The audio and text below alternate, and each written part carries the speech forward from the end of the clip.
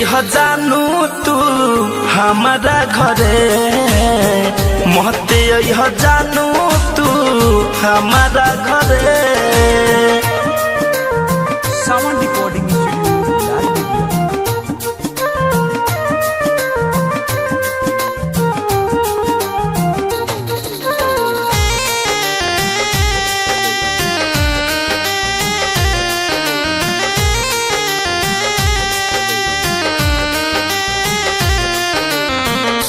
के वाला पी के पकारा गइल बाटे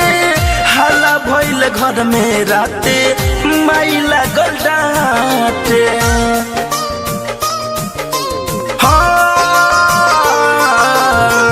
पर के वाला पी के पकारा गइल बाटे हला भइल घर में राते माइला गलडाटे हम कैद में बानी राजा हमरा के अब तू भूला जा हो हम कैद में बानी राजा हमरा के अब तू भूला जा तोरा नाम से मोरा भाई जारे महते आई सोना तू हमारा घरे महते आई राजा तू हमारा घरे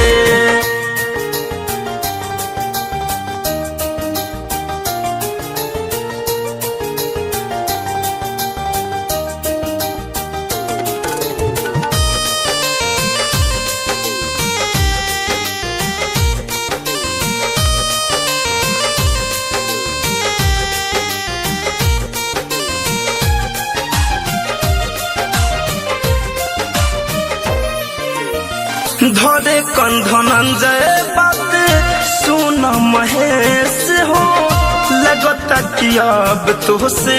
होई ना मिलन हो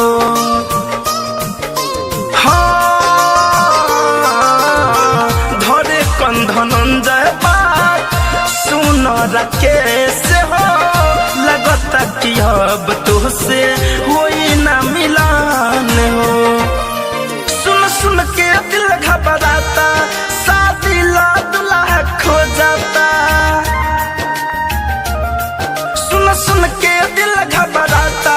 शादी ला दुल्हा खो जाता सारा घर के लोग जुलुम करे महते यह जानू तू हमारा घरे महते यह सोना तू हमारा घरे। आरसीएम म्यूजिक न्यू ऐप अभी डाउनलोड कीजिए हमारे गूगल प्ले स्टोर से और पाए भोजपुरी लोकगीतों का एक से बढ़कर एक ऑडियो वीडियो सॉन्ग बिल्कुल मुफ्त।